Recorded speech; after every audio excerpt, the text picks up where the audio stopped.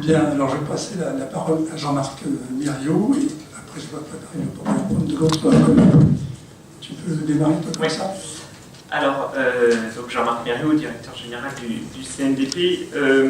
Donc sur cette question autour de la veille et aussi, je pense, de la problématique de l'ensemble des flux informationnels auxquels on est confronté, la révolution est bien liée au fait aussi que nous n'allons plus chercher l'information vient à nous, et que dans ce contexte-là, il nous faut réellement imaginer tous les dispositifs pour nous permettre de ne pas être phagocytés par une certaine information. Ce que je veux dire par rapport à ça, c'est qu'on est tous confrontés quotidiennement, quand vous utilisez vos agrégateurs de flux divers et variés, à être stigmatisés par rapport à une information qui est celle qui vous convient, qui est celle où vous avez l'habitude d'aller.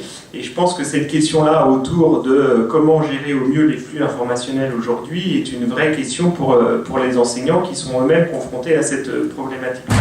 Quand on est confronté à cette question-là dans le domaine de l'éducation, c'était lié aussi aux différents échanges qui ont pu avoir lieu sur la table ronde précédente. Bien évidemment, l'enseignant n'est plus le seul détenteur du savoir, et que dans ce contexte-là, il se retrouve confronté à des élèves qui peuvent avoir aussi accès à un savoir. Est-ce que c'est le bon savoir? Est-ce que c'est pas le bon savoir? On sait très bien la difficulté aussi pour identifier ce qui est le bien du mal, et de savoir aussi comment on est amené à pouvoir faire que éduquer les élèves aussi à cette recherche d'informations et de contenu et de connaissances. Et dans ce contexte-là, l'enseignant se retrouve bien évidemment dans une posture complètement différente. Il n'est plus émetteur, il n'est plus le seul à émettre cette connaissance, ou en tout cas à structurer cette connaissance, et donc du coup il doit se positionner aussi vraiment dans la notion de médiation. Donc je pense que la notion de veille aujourd'hui est totalement liée à la question de la médiation. Et donc comment on est amené à pouvoir structurer la notion de veille dans l'éducation à cette posture de l'enseignant qui doit changer, et qui doit maintenant le positionner réellement comme étant le médiateur au sein même de l'écosystème de la transmission de la connaissance. Donc dans cette posture-là, il faut bien évidemment l'accompagner, donc c'est toute la question de la formation, mais on sait bien aussi l'importance qu'il faut accorder à justement la formation, pour lui donner justement les conditions pour changer de posture. Et je pense que le changement de posture aujourd'hui de l'enseignant est une vraie réalité qu'il nous faut intégrer, et du coup il nous faut l'accompagner aussi dans l'évolution de sa pratique pédagogique, parce que comme ça a été bien expliqué aussi précédemment, le numérique est certes un outil, mais le numérique vient bouleverser essentiellement la pratique pédagogique, et donc c'est bien de ça dont il s'agit aujourd'hui, comment nous sommes amenés à faire évoluer la pratique pédagogique en tant que telle, et à nous de pouvoir l'intégrer, et du coup ce travail de veille, il doit aussi totalement l'intégrer. Alors ce qui se passe, c'est qu'il l'a plus ou moins déjà intégré dans sa pratique, mais aujourd'hui, compte tenu qu'on se retrouve dans une éducation multidimensionnelle, comme ça a été précisé aussi, et dans des environnements multidimensionnels, il doit être à même de pouvoir intégrer dans une certaine réactivité. Et je pense que la question liée aussi à la problématique de la veille telle qu'on l'identifie aujourd'hui sur l'ensemble des réseaux est bien liée aussi à cette réactivité, à cette instantanéité. Le temps de l'école n'est pas le temps du réseau social. Et je pense que là-dessus, il faut quand même bien l'intégrer. Et du coup, comment on arrive à régler cette notion de temps au sein même de la pédagogie, et au sein même de la pratique même pédagogique. Et du coup, voilà, on est obligé de pouvoir redonner du temps au temps dans le système scolaire. Et cette question-là, elle est loin d'être la question la plus simple. Et donc, comment on est amené à gérer ce rapport au temps, et comment l'enseignant est amené aussi à gérer ce rapport au temps. Il sait qu'à certains moments, il doit être dans l'instantanéité, il doit être en lien avec une certaine réalité, et à d'autres moments, il doit repositionner aussi sa pratique dans un contexte beaucoup plus, et dans un rapport au temps complètement différent, parce que c'est lui aussi qui permet d'apporter de la distance aux élèves, et en tout cas, la question de la transmission de la connaissance s'effectue aussi par rapport à cette notion du temps, et on doit être amené à pouvoir aussi l'intégrer réellement dans l'évolution des pratiques en elles-mêmes. Et je pense que cette réflexion autour du temps n'est pas suffisamment encore aujourd'hui intégrée au niveau justement de cette compréhension des environnements digitaux et plus particulièrement des réseaux sociaux. Ensuite, l'autre difficulté, c'est que la veille, elle s'apparente à d'autres notions qui sont liées au fait que l'enseignant est médiateur, mais il est aussi éditeur. Et que concrètement, sa posture, et en tout cas, il peut être éditeur. Et donc, et producteur de contenu, et diffuseur de contenu. Et donc, du coup, il se retrouve aussi dans cette posture-là où, alors c'est pas le cas pour tout le monde, mais un certain nombre d'enseignants sont les éditeurs de leur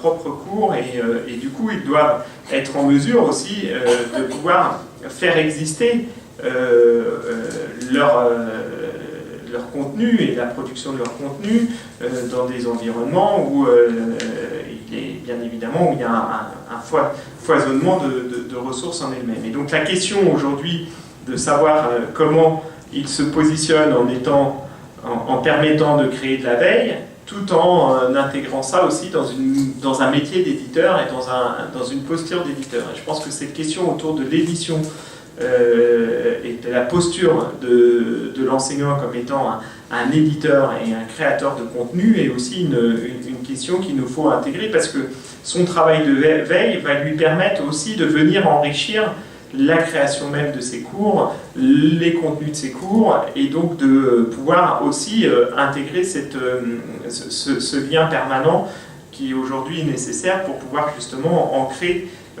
ces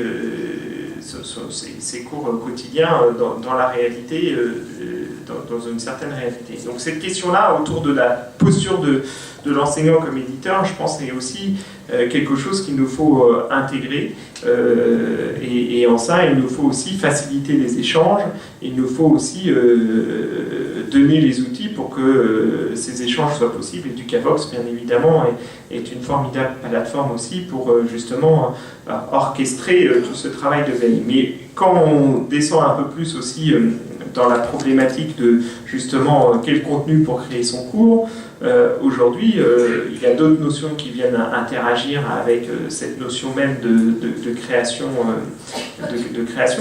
C'est un autre principe bien connu qui est la question de la granularité. Et quand on le lie à la problématique de la veille, c'est-à-dire à quel niveau aujourd'hui on est en mesure de pouvoir descendre dans le principe de la granularité des contenus. Parce que le principe de la granularité des contenus, c'est plus on est fin au niveau de